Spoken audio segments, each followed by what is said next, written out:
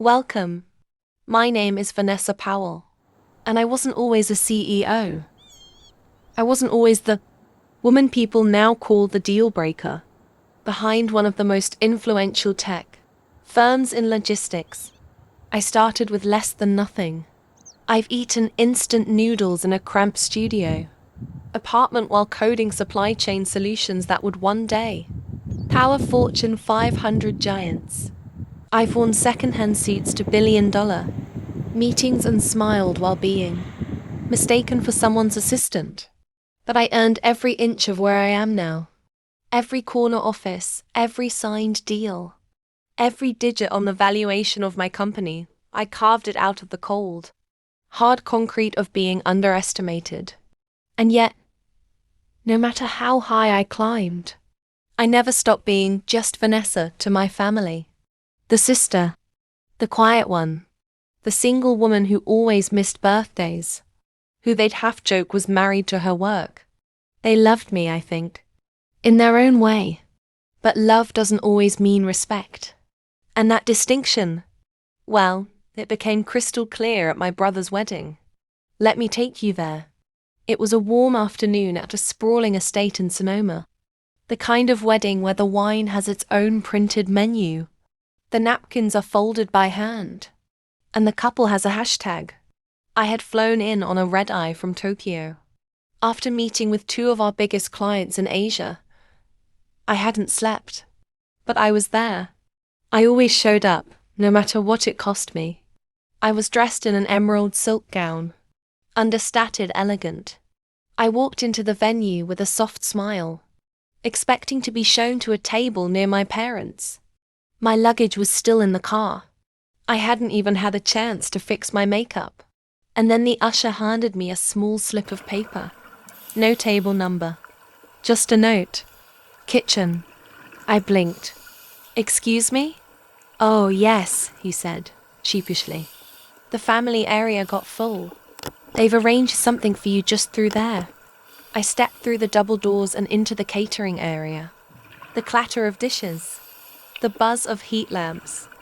And at the far end, beside a stacked tray cart, a lone chair next to a folding table with a single paper napkin. I stood there in silence for a long moment. A part of me thought this can't be right. But deep down, I knew. This wasn't a mistake. It was a message. You're successful, but not in the way we value. You don't belong at the table. The final insult came not just from the setting, but from who sat front and center. Richard, my brother's new father-in-law, an aging exec whose company had just secured a pending $30 million partnership with mine because of me, a deal I had personally overseen. We were set to sign the papers that week. I had made the introduction. I had vouched for him. And now he sat beside my parents, laughing over champagne, while I sat next to a mop bucket. At first, I smiled. That old reflex. Smile through it. Be the bigger person. Play nice, keep the peace. But as the evening went on, and no one came to move me, no one offered a chair, no one noticed the years came rushing back. Years of being called intimidating by men in my family when I spoke too confidently. Years of being expected to help out with bills or holidays, while my brother got bailed out from his second failed startup. Years of putting my career second to make room for family plans, and still being told I was selfish. Years of watching them ask my male cousins about their dreams and passions, while asking me when I'd finally settle down. And then this. So I picked up my phone. I sent a message to my chief legal officer. Nothing dramatic, just one clear directive. Withdraw from the R&M deal. Effective immediately. No explanation necessary. The reply came fast. Understood. That was it. 30 million, gone with a few keystrokes. No tantrum. No confrontation. Just cold, clean, professional detachment. The next morning, my mother called in tears. My brother sent 3 voicemails furious. How could you do this to me? You've embarrassed the family. You've ruined everything. Richard sent a legal threat. He actually tried to call me emotional. Said I was being irrational. I didn't respond. Because here's the truth. If you make a woman feel invisible long enough, she eventually stops trying to be seen and start moving. That's what I did. I moved. Not just professionally, but emotionally. I restructured the leadership table at my company. I rewrote my personal boundaries.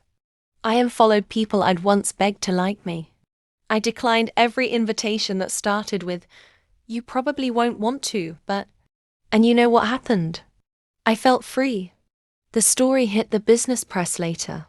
Whispers about the CEO who cancelled a multi-million-dollar deal over a wedding snub. People speculated. Some called it petty. Others called it bold. But they missed the point entirely. This wasn't about a chair, or a wedding, or a contract. It was about dignity. It was about the years before the kitchen seat.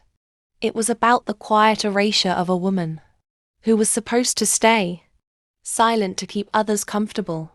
I didn't pull the contract to punish anyone. I pulled it because you don't get to use my power while denying my presence. You don't get to benefit from me and seat me behind the curtain. I am not your silent investor. I am not your family footnote. I am the architect. Moral of the story. If they try to seat you in the kitchen, don't just ask for a better chair. Step outside, buy the entire venue, and rewrite the guest list. Because sometimes the most powerful thing a woman can do is simply stop asking for space and start taking it. With grace, with clarity, and without apology.